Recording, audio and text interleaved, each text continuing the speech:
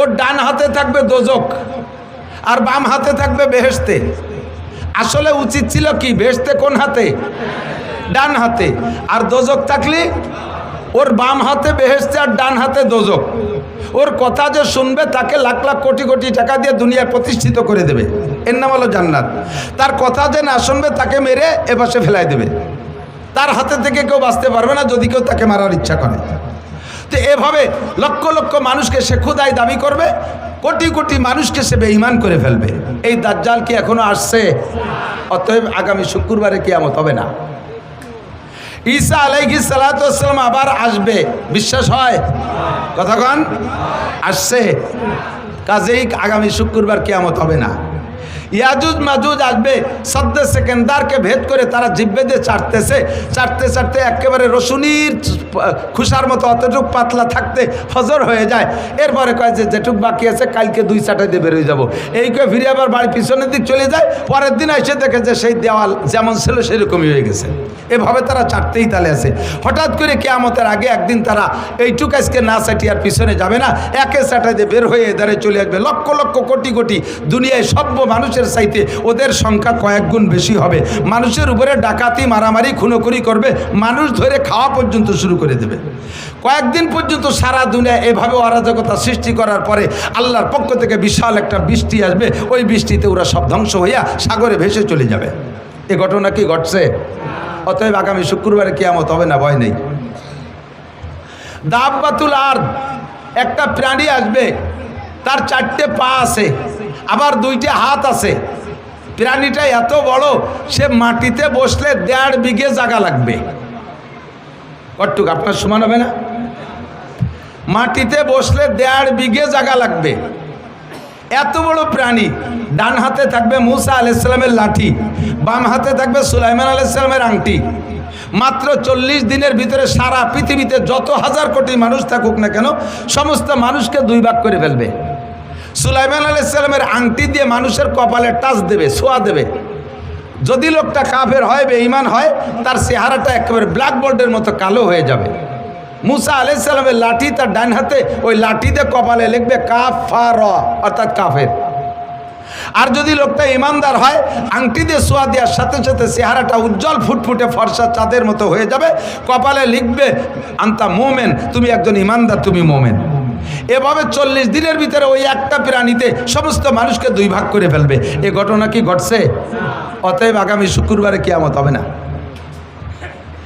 এরপরে পরপর লাগাতার 3 রাত 3 দিন পর্যন্ত 72 ঘন্টা পর্যন্ত দুনিয়ায় সূর্য উঠবে না। 72 ঘন্টা দুনিয়ায় সূর্য উঠবে না, কোনো আলো থাকবে না, কারেন্ট জ্বলবে না, আলোবাতি জ্বালাইতে পারবে না, আগুনের বাতিও থাকবে না, সারাটা দুনিয়া অন্ধকার। এক তো সূর্য উঠছে না, দুনিয়ার কোনো বাতি নাই, তাহলে বোঝেন অন্ধকারটা কেমন হবে। আর ওদিকে সূর্য যখন উঠছে না, মানুষে তখন ভীত সন্ত্রস্ত হইয়া কান্নাকাটি শুরু করে দেবে, পাগল হয়ে যাবে, পায়খানা করে কাজ শুরু করবে, পানি খুঁজে পাবে না, বিশাল একটা মিনি কিয়ামতের একটা পরিবেশ হয়ে যাবে। এই কান্নাকাটি করতে করতে করতে করতে পশ্চিম আকাশ থেকে সূর্য উঠবে। সূর্যটা এ পাশ থেকে উঠবে না, পশ্চিম আকাশ থেকে উঠবে। তবুও সূর্য যখন উঠছে, মনের ভিতরে কিছু একটা প্রশান্তি, যে আলো তো হলো। এরপরে এই সূর্যটা উঠতে উঠতে মাঝ আকাশে আসবে, আবার পশ্চিম আকাশে ডুবে যাবে। পরের দিন থেকে আবার নিয়মতান্ত্রিক সূর্য উঠবে। এই সূর্য যে ব্যাক হয়ে গেছে, ফিরে আসছে, এই ফিরে আসার পরে সমস্ত মানুষের ভিতরে চেতনা আসবে, আহা সর্বনাশ হয়ে গেছে। ওলামায়ে কেরামের কাছ থেকে শুনতাম সূর্য পশ্চিম আকাশ থেকে উঠবে। হাদিসে আসছে আল্লাহর নবী বলেন, সূর্য একবার পশ্চিম আকাশ থেকে উঠে আসার পরে আবার যখন ডুবে যাবে, এরপরে মানুষের যতই বুঝুক, এই বুঝে কোনো কাজ হবে না। আর তওবা করলে তওবা কবুল হবে না, কাহারও ঈমান গ্রহণ করা হবে না। এরপরে আবার নিয়মতান্ত্রিকভাবে সূর্য উঠবে, পূর্ব আকাশ থেকে পশ্চিমে অস্তমিত হবে। বলা হয় এর প্রায় 120 বছর, তাও শিওর তারিখ না, প্রায় 120 বছর পরে ওই সূর্য উদয়ের ব্যাক সূর্যের পরে প্রায় 120 বছর পরে কিয়ামত হবে। ও দোস্তরের সময় এখনো বহুত আছে, বহু দেরি আছে। কাজেই আগামী শুক্রবার কিয়ামত নিয়ে কোনো টেনশন করি না। তবে কিয়ামত 3টা, একটা হলো ব্যক্তিগত কিয়ামত, এইটা যে কোনো সময় ঘটে যেতে পারে। কথা বলেন, পারে কি পারে না? এখান থেকে বাড়ি যাইতেও পাইতেও পারেন, নাও পারেন। ফজরের রক্ত পাইতেও পারেন, নাও পাইতে পারেন।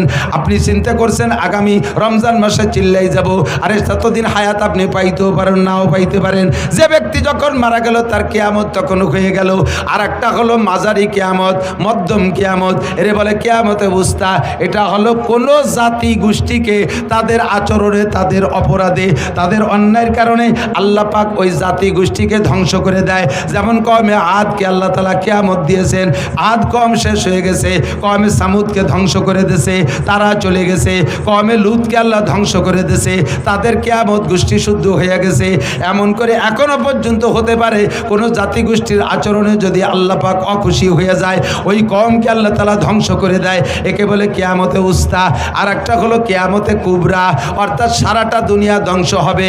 আল্লাহ পাক বলেন ইযা ওয়াকাতিল ওয়াকিয়া লাইসা লিওয়াকাতিহা কাযিবা, যেই ঘটনা ঘটবে ধ্বংস হবে, ওই ঘটনার মধ্যে কোনো সন্দেহ নাই। সেইটা কবে হবে সম্পর্কে সাহাবায়ে কেরাম জিজ্ঞেস করেছেন নবী পাকের কাছে। জিবরিল আলাইহিস সালাম আদম আলাইহিস সালাম থেকে নিয়ে কিয়ামতের সংবাদ দিয়ে আসতেছে। সব নবীরাই জিবরাইলের কাছে কিয়ামতের নির্দিষ্ট তারিখ চান, কিন্তু জিবরিল বলেন মা নাবি আলামা মিনাস সাইল, আমি তুমি জিজ্ঞাসাকারীর চাইতে এ বিষয়ে আমি অতটা বেশি ভালো জানি না। কিয়ামতের তারিখ আল্লাহ পাক আমাকে বলেন নাই। তবে কি জিবরিল আলাইহিস সালাম সব নবী রাসূলকে কিয়ামতের কিছু পূর্বাভাস বলে, আমিও মাঝে মাঝে বলে থাকি। এই হাদিস আপনাদের কাছে আমি বর্ণনা করেছি। দোস্ত, নবী পাক সাল্লাল্লাহু আলাইহি সাল্লাম বর্ণনা করেন হযরত আবু হুরায়রা থেকে হাদিস। আমি সির্ফ হাদিসটা তরজমা করে শেষ করে দেব, আপনাদের বেশিক্ষণ বিরক্ত করব না। হুজুর বলেন কি, এ যুবক আমার দিক, বুড়োরা আমার দিক, আওয়ামী লীগরা এদিক তাকান, বিএনপিরা এদিক তাকান, জামাত জাতীয় পার্টির সমন্বয় কেউ নাড়াচাড়া করবে না, খুব গেলবেন। যার ভিতরে দোষ আছে সে সেখান থেকে উঠে আসার চেষ্টা করতে হবে। যদি আমরা এই দোষগুলো থেকে উঠে আসতে পারি তাহলে দুনিয়ার হায়াত বেড়ে যাবে, দুনিয়ার হায়াত বেড়ে যাবে, দুনিয়াকে আল্লাহ তাআলা আরও লম্বা করে দেবে। আর যদি আমি আপনি এই দোষগুলো দোষী হয়ে যাই তাহলে আল্লাহ পাক দুনিয়ার হায়াতকে কমায় দেবে, দুনিয়াকে অতি তাড়াতাড়ি ধ্বংস করে দেবে। এই যে ঘটনাগুলো বলছি এগুলো টপ টপ টপ টপ করে কিছুদিনের ভিতরে তৈরি করে দিয়ে দুনিয়াকে আল্লাহ তাআলা ধ্বংস করে দেবে। আমি চাই না দুনিয়া ধ্বংস হোক তাড়াতাড়ি, আমি আরও অনেক দিন বেঁচে থাকতে চাই, আমি সুস্থ থাকতে চাই, আমি হালাল প্রশস্ত রুজি চাই, সম্মানের সাথে বেঁচে থাকতে চাই। কথা বলেন ঠিক কি ঠিক না? এই জন্য আমি দোয়ার সময় শিখিয়ে দেই, যখন দোয়া করবেন আল্লাহ আমারে হায়াত বাড়ায় দাও, শুধু হায়াত বাড়ায় দেওয়ার কথা বলবেন না। হায়াতের সাথে তিনটে জিনিস চাইবেন আল্লাহ, সুস্থতার সাথে, বলেন কিসের সাথে? ইজ্জতের সাথে, সম্মানের সাথে। 3 নম্বরে প্রশস্ত হালাল রিজিকের সাথে। এই তিনটে জিনিস আমার জীবনে অত্যন্ত গুরুত্বপূর্ণ। লম্বা হায়াত পাইছেন কিন্তু অসুস্থ, বারান্দায় পড়ে রয়েছেন 30 বছর, প্যারালাইসিসের রোগী, এই হায়াতের 5 পয়সাও দাম আছে। বউ ছেলে মেয়ে সব বিরক্ত হয়ে যায়। ছেলেরা মাঝে মাঝে মাদ্রাসায় এসে 5-7 হাজার টাকা দিয়ে কয় হুজুর একটা জালাল খতম পড়িয়ে দেন দি। আবার আমার আব্বা মোটে মরতিছে না, উজো হইও না, বাইটু হইও না। ছেলে মেয়ে বিরক্ত হয়ে যায়, বুড়ি খালি কয় তোরা একটা জালালি খতম পড়া দিতে পারিস রে। এই কাইসিয়ে পাই দিয়ে আগিয়ে মুইতে তো বিছেন পাটি সব নষ্ট করে ফেলাই দিল, বুড়োর জ্বালায় রাত্রি ঘুমোনোর কায়দা নাই। তাহলে এই 30 বছর হায়াতের 5 পয়সাও দাম। সুস্থতার সাথে হায়াত চাই, সুস্থতা পাইছি কিন্তু এমন আকাম করছি যে রাস্তায় বেরোনোর কায়দা নাই। রাস্তায় যাওয়ার সাথে সাথে এই যে সেই মালেক মোল্লা, কেউ মালেক মোল্লা থাকলে তারা এবার খেপাই নিয়ে বেড়েন, আমি তো টুও কই। এই যে সেই জামাল, কোন জামাল? এই অর্থে বস্তাখানিক পেয়ে দিল। মুখের সামনে চোখের সামনে যদি এগুলো বলে দেয় তাহলে আর রাস্তায় হাঁটা যায় না। কথা বলেন ঠিক না? ও আল্লাহু আকবার। আমি হযরত ওমর ইবনে খাত্তাব রাদিয়াল্লাহু তাআলা একটা হাদিস শুনেছি ছোটবেলা মার কাছে। আমি ভাবতাম যে আমার মা মার বুদ্ধি দিয়ে বলে, মা বয়স বুদ্ধিমতী মহিলা, তাই তার জ্ঞান দিয়ে বলে। পরে হাদিস পড়তে যেয়ে দেখি আমার মা হযরত ওমর রাদিয়াল্লাহু তাআলা হাদিস বলেন। মা আমাকে আমি যখন একটু বড় হয়ে উঠছি, মা আমারে নসিহত করে, কয় বাবা এই যুবক আমার দিক তাকাও, রাতের বেলা এমন কাম করবা না যাতে দিনের বেলা মানুষের সামনে মুখ দেখাইতে লজ্জা হয়। ছোট্ট নসিহত মনে রাখবা, রাতের বেলা এমন কাম করবা না যাতে দিনের বেলা মানুষের সামনে মুখ দেখাইতে লজ্জা হয়। আবার দিনের বেলা এমন কাম করবা না যাতে রাতে তোমার ঘুমের ক্ষতি হয়, রাতে তোমার ঘুমের ক্ষতি হয়। এই দুইটা কথার ভিতরে বিশাল ব্যাখ্যা। এই দুইটা কাজ থেকে তুমি ফিরে থাকো।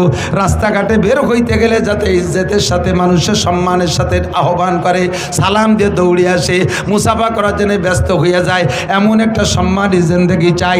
3 নম্বরে অভাবের কারণে ঈমান নষ্ট হয়ে যায়, এই জন্য প্রশস্ত হালাল রুজি চাই, প্রশস্ত হালাল রুজি চাই।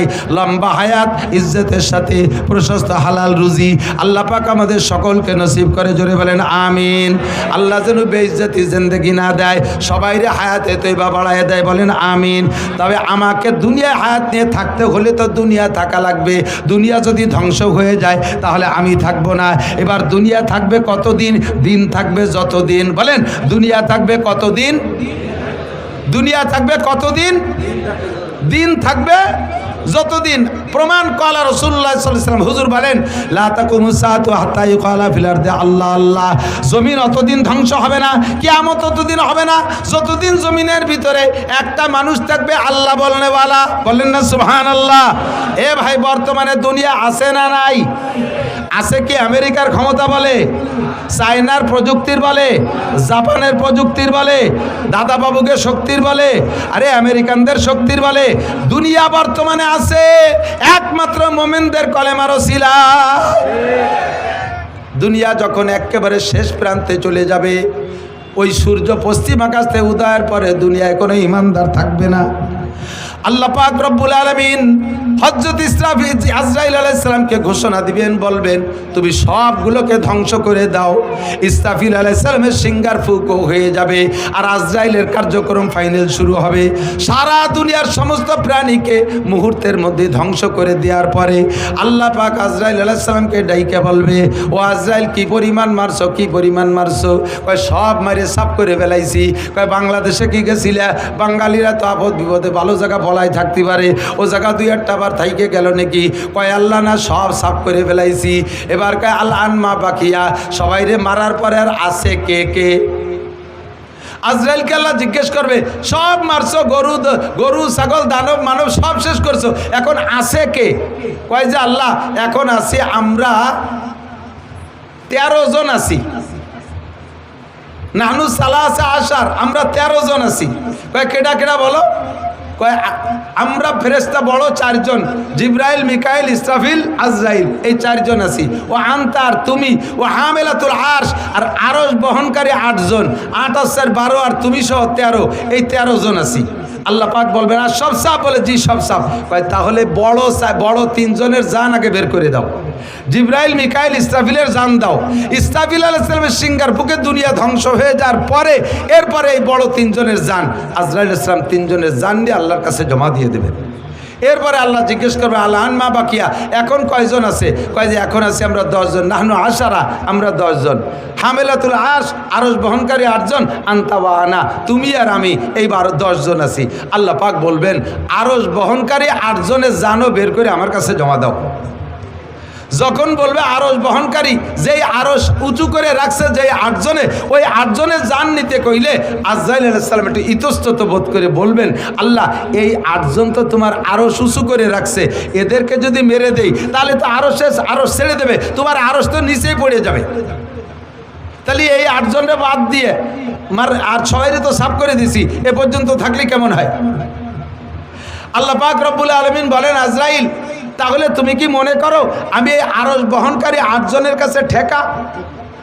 তুমি পড়ো কুল হুয়াল্লাহু আহাদ, আপনারা একটু পড়বেন কুল হুয়াল্লাহু আহাদ আল্লাহুস সামাদ লাম ইয়ালিদ ওয়া লাম ইউলাদ ওয়া লাম ইয়াকুল লাহু কুফুয়ান আহাদ।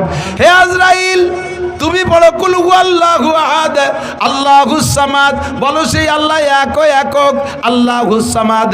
আল্লাহ ওয়া মুখাফেক্কি, আল্লাহ কাহারো কাছে ঠেকানা। আরশ বহনকারী 8 জন ফেরেশতা আল্লাহকে উঁচু করে রাখছে, তাই আল্লাহ উঁচায় আছে, নইলে ওরা ছেড়ে দিলে আল্লাহ পড়ে যাবে। তোমার আল্লাহ এমন আল্লাহ না, দুনিয়ার দেবদেবীর মতো নয়। বছরের শেষে যাইয়া দেবদেবীদের রং নষ্ট হয়ে যায়। তোমরা জেনে রাখো সিবগাতাল্লাহি ওয়া মান আহসানু মিনাল্লাহি সিবগা।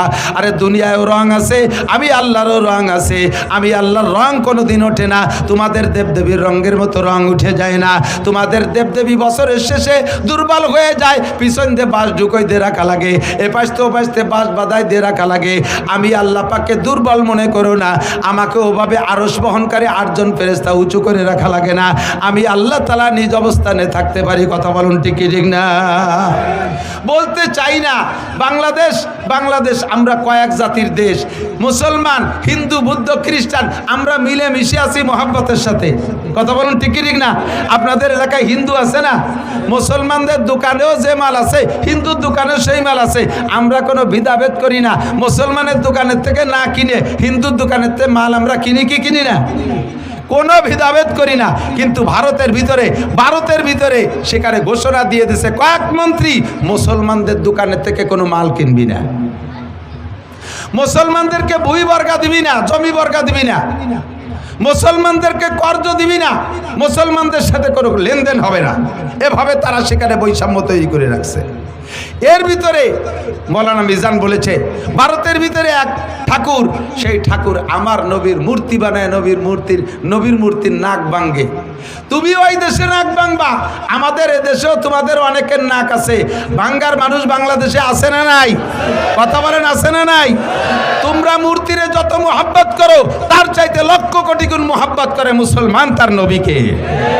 তারা নবীর জন্য জীবন দিতে প্রস্তুত আছে। বলিলে চুপ করে থাকি।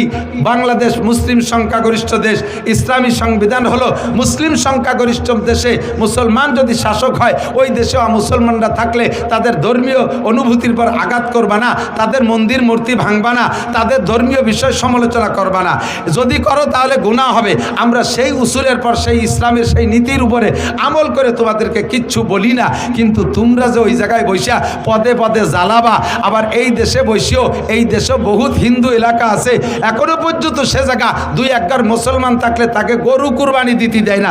বাংলার জমিনে থেকে কত বড় স্পর্ধা, সরকারের ছত্র ছায় থাকে এত বড় বাহাদুরি করো, তারপর আমরা কিছু কই না। কিন্তু এই মুহূর্তে আর বাড়াবাড়ি করো না। তোমরা দেশের মেহমানের মতো থাকো, আমাদের কাছে যত পাবা। কথা বলেন ঠিক ঠিক না? বাড়াবাড়ি করবা তো গাড়িতে যদি চাইতে যায়, তাহলে কিন্তু মেহমান আরও বাড়ি বেশিক্ষণ থাকতে পারে না।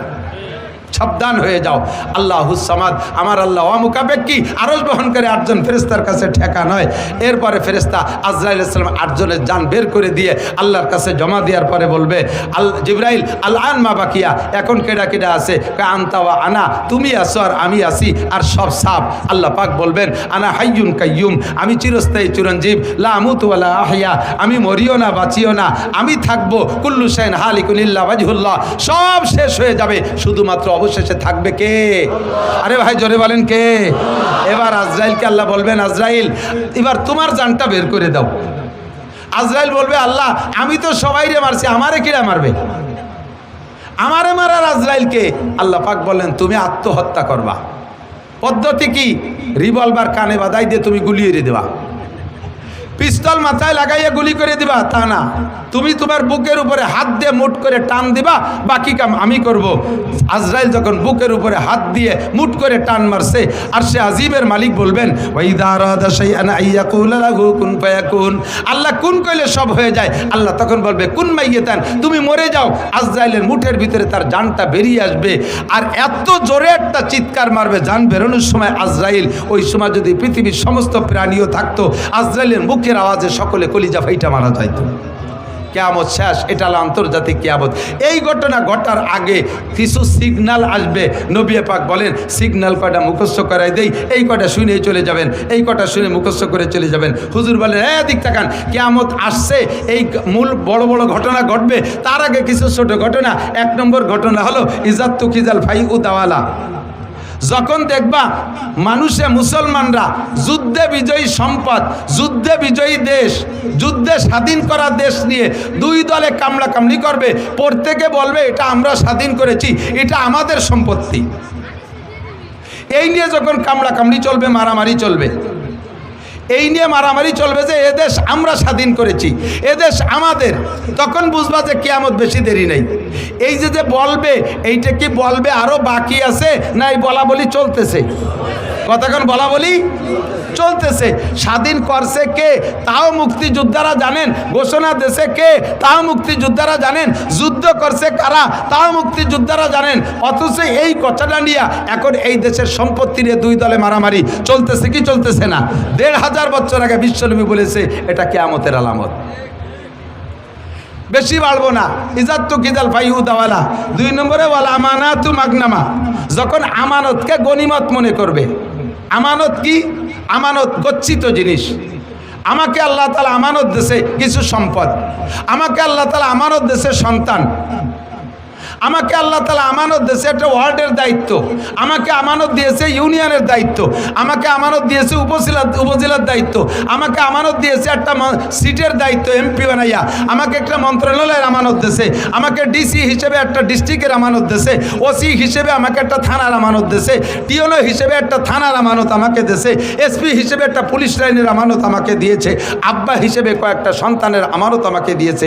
এই আমানতকে যখন গনিমত মনে করবে, গনিমত কাকে বলে? যুদ্ধে বিজয়ী সম্পদ মুসলমানদের মুজাহিদদের ভিতরে বন্টন হয়, এই মালকে বলা হয় গনিমতের মাল। এইটা খাওয়া জায়েজ। যখন আমানতকে গনিমত মনে করিয়া ইচ্ছে মতো ব্যবহার করবে। কত প্রমাণ চান? যে কয়জনের নাম কইছি এই কয়জন তার আমানতের ভিতরে খেয়ানত করছে কি করে নাই? জোরে বলেন, করছে কি করে নাই? আমানতের খেয়ানত কি পরিমাণ করছে? এখন তত্ত্বাবধায়ক সরকার আইসা, অন্তর্বর্তীকালীন সরকার আইসা হিসাব করে করে বর্তমান নগদে যারা ফেল করছে তাদেরটা ধরছে। আরও 15 বছর আগেও একদল ক্ষমতায় ছিল, তারাও এরকম বহুত অন্যায় করে টরে গেছে। সেই জামানায় যারা ছিল ফখরুদ্দিন, ইয়াজউদ্দিন, মঈনুদ্দিন, তাদের কাছে তারাও ধরা পড়েছিল। কথা বলেন ঠিক কি ঠিক না? যারাই এই ক্ষমতায় বসে তারাই আমানতের খেয়ানত করে। কন্ট্রাক্টরের কাছে রোডের আমানত পিচ মারিয়ে দেয়, খোয়া মারিয়ে দেয়, রাস্তা বানাইয়া এই মাথায় তো ওই মাথায় জাতি জাতি রাস্তার পিছন দিয়ে টিউমার, বিষ ফুড়া, খাইজনি, চুলকনি, কথা কয় না? কারেন্টের খাম্বা তার সহ গিলে খেয়ে ফেলায়। আমাদের দেশের আমানত শাহ এরকম আছে না নাই? কন্ট্রাক্টরের নামও আমানত শাহ। কন্ট্রাক্টরের নাম কি?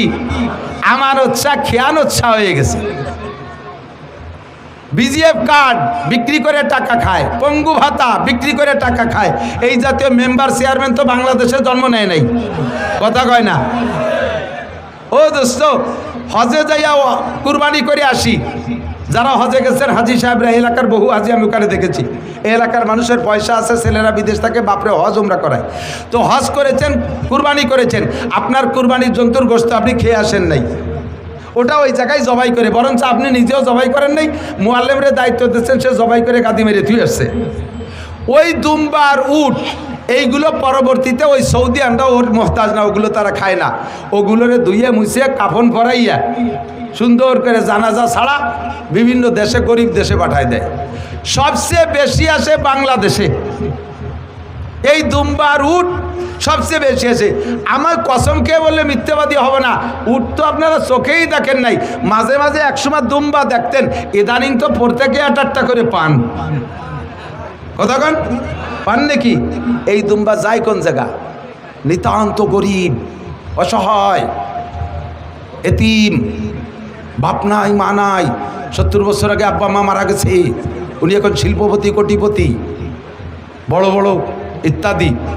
ঘরের ভিতরে কবর একটা বানায় এনেছে, বিশাল কবর, লম্বা ডিপ ফ্রিজ, বস্তা ভরে তার ভিতরে নিয়ে সারা বছর কুরবানির গোশত দিয়া উনি বরকত হাসিল করে। আছে না নাই? কতক্ষণ? নাম তার আমানত শাহ। বাংলার কপাল পড়ছে, এদেশের কপাল পড়ছে, আর জ্বলবে কবে তা বলা যায় না। সারাটা বাংলার জমিনে আগুন লেগে গেছে। কাদের কারণে? আর্কের কারণে না, আপনাদের মতো সাধারণ পাবলিকের কারণে না। আল্লাহ নবী বলেন, ইজা কানা উমারাকুম শিরারাকুম, যখন তোমাদের দেশের নেতারা হবে বদমাশ, নেতারা হবে চোর, নেতারা হবে লুচ্চা, বউতিয়ে হোটেল হোস্টেলে রাত কাটাইবে, নেতারা হবে মারিংম্যান, জাতির হক মেরে খাবে, লুটে খাবে, এতিমের মাল মেরে খাবে, ফাবাতালুল আরদে খায়রুম মিন জাহরিহা, ওই তার কারণে দেশের কপাল পড়বে। সাধারণ পাবলিক তোমরা দোয়া করো কোনো মতে কলেমা পড়ে মাটির তলে যাইতে পারো কিনা। শুধু আমলিগের দোষ দিয়ে লাভ নাই। কোন সাসিবা কম, আমাদের গোপালগঞ্জে ভাষায় কয় কোন সাসিবা কম সালুন খার জম। কোন সাসিবা কম সালুন, চেনেন? সালুন চেনেন? চেনেন? জোল পুরনো বাংলা সালুন। কোন সাসিবা কম সালুন খার জম, সব সাসিরে চিনি। এদের কারণে দেশে বর্তমানে অশান্তি। কথা বলেন ঠিক কি ঠিক না? যত অশান্তি সব তাদের কারণে। আমানাতু মাগনামা, মসজিদের আমানত ক্যাশিয়ারের কাছে। ক্যাশিয়ার কয় শুক্রবার মসজিদে আসে না, কয় জুম্মা। কেন আসে না? ক্যাশিয়ার ক্যাশের টাকা দিয়ে মাইয়ে বিয়ে দেশে, পরে তা মসজিদের কাজের সময় শোধ দিতে পারে না। ক্যাশের টাকা দিয়ে নিজে মুসলমানি নেছে। ক্যাশিয়ারকে এই বুড়ো বয়সে মুসলমানি নেয়নি। ও সময় মতো নেই, বয়স হয়ে গেছে 32। তাই নিয়ে সমালোচনা চলতেছে যে তোমাদের মসজিদের ক্যাশিয়ার আইজও মুসলমানি নেই, লজ্জাতে মুসলমানি নীতি যে সে মসজিদের ক্যাশের টাই দিয়ে নিয়ে ফেলাইছে। ক্যাশের টাকা আমি জানি, ক্যাশের টাকা দিয়ে সুদির পর লাগাইয়া খায়, ক্যাশের টাকা দিয়ে দোকানের পুঁজি বানায়, ক্যাশের টাকা দিয়ে জমি বন্ধক রাখে, ক্যাশের টাকা নিজের সব জরুরতে লাগায়। মাসআলা জেনে নেন, যারা ক্যাশিয়ার আছেন খালি মসজিদ না, এই রকম আমানত যাদের কাছে, মসজিদের আমানত, মাদ্রাসার আমানত, আপনি আমার সাথে চলেন, এখনই দেখাবো।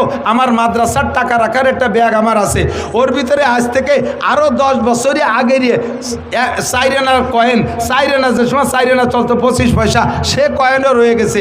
আমার পকেটে মাদ্রাসার 1 টাকা 5 টাকার কয়েন আছে। আমার পকেটে নিজস্ব 5 টাকা নাই, 1000 টাকার নোট আছে।